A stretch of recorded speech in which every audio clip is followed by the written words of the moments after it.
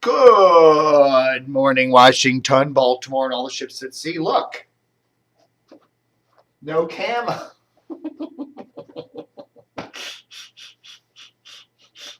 And shorts too. Going to, I don't know. Crazy. I'm insane. I've lost my mind. I'll put my hood up. Oh, it's cold. Cold. Someone said that when I wore this outfit, I looked like the sperm in Woody Allen's Everything You Always Wanted to Know About Sex That We're Afraid to Ask. You know, that scene, was it Tony Randall and Burt Reynolds? It's a bunch of different vignettes about sex. And it's a good movie. It's not one of Woody Allen's best, but that was cool. It's funny. It's funny. Anyhow, how y'all doing, everybody? It's the 1st of February. Birthday, stuttering birthday month for me. All the best people were born in February. Well, anyhow, just to give you a quick update on DCRTV, January was a pretty good month. Actually, we did better than what we normally do for a typical month, fundraising-wise, okay? But we still didn't do as well as what we normally do in a January, because January is usually our best month of the year. Why? Because of yearly contract renewals. You know, we have ad contracts, and some people pay by the month, some people pay by the quarter, some people pay by the half year, and some people, the best ones, the biggest ones, the biggest monetary ones, pay by the year. Okay, so we have a couple of folks that do a yearly deal, you know, and it's a nice big chunk of change at the beginning of the year. And we had a couple of our yearly deals renew, but a couple didn't this year. And I'm not going to mention who they are. You can go search the website and see ads that have gone missing. But it did kind of put us in a little bit of a financial tizzy for the beginning of the year.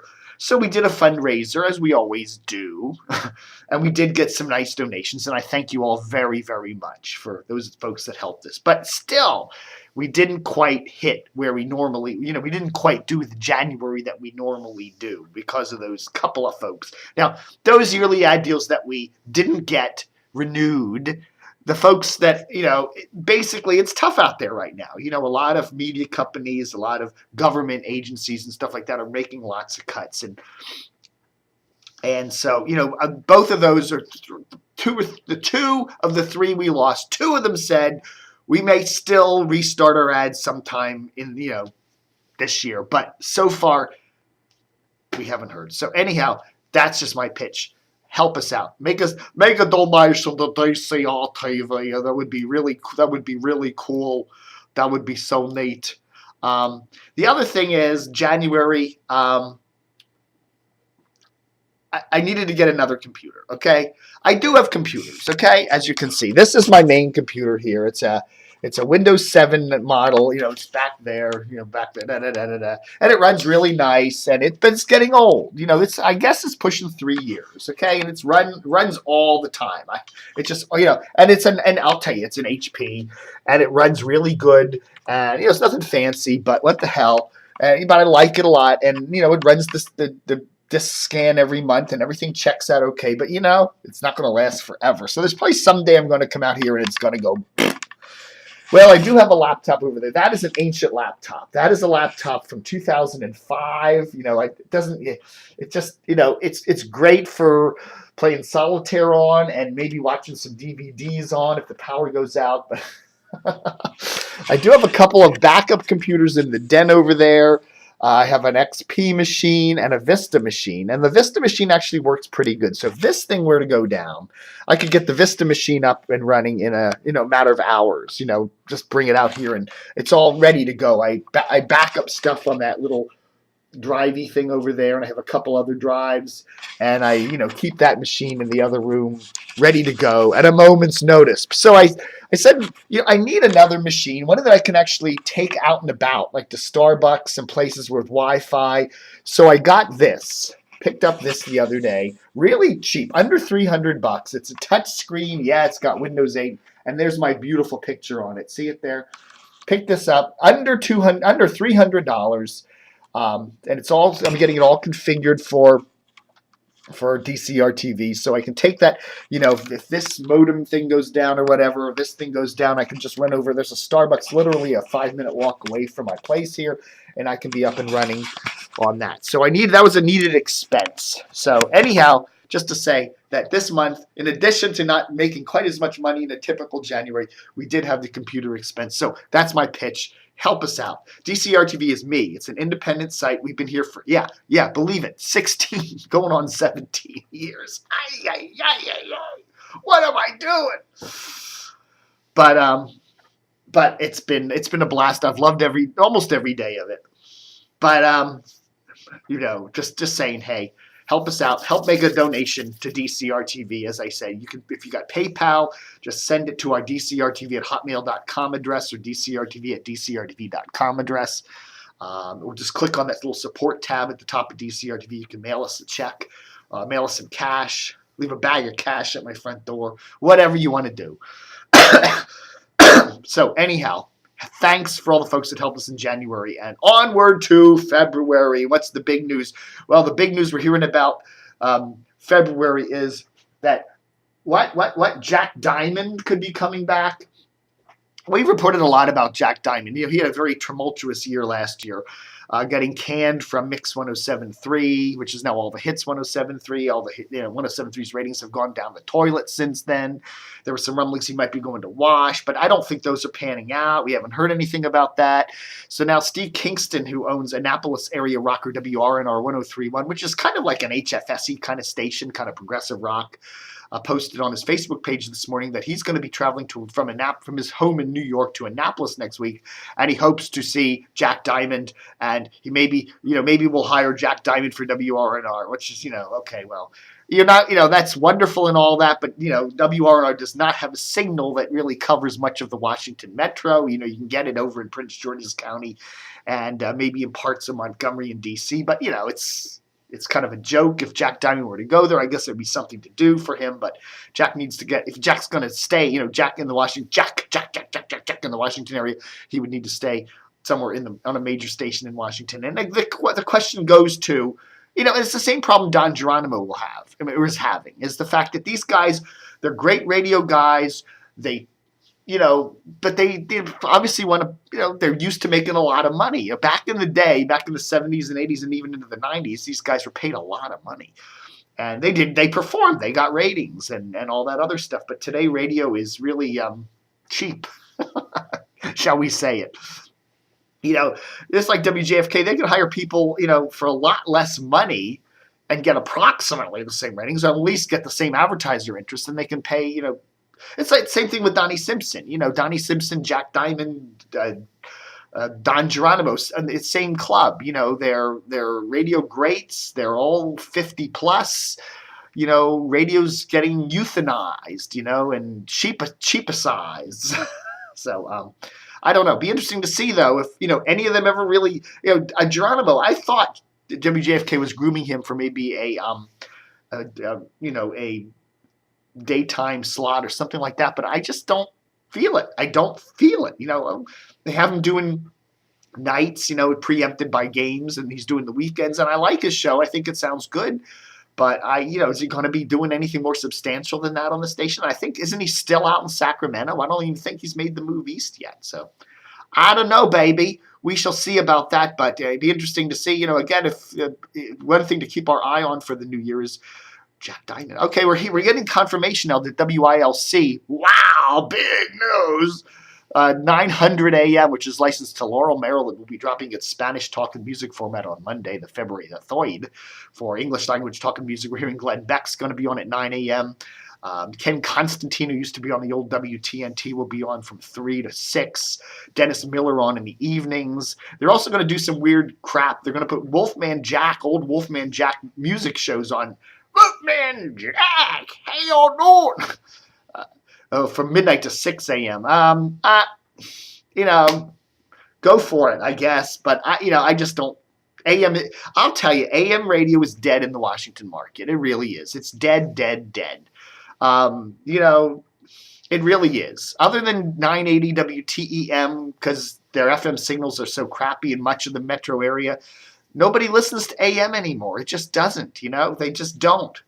You got WFED at 1500, and you still got WMAL's AM relay at 630. And other than that, I don't think any AM stations in the market get any significant audience, at all. So 900 AM, you can't hear it in much of the metro at night. It's kind of an okay-ish signal if you're in a car driving around during the day, but unless you're a Dennis Miller fan who just has to hear him. Again, at night, Dennis Miller from 6 to 9, I don't think you're going to be able to hear much of Dennis Miller on 900 in most of the Washington area anyhow. But it's interesting. We'll see if it makes any kind of an impulse at all. Whatever, baby. Still some rumblings about the Ravens getting on 100.3 W Big.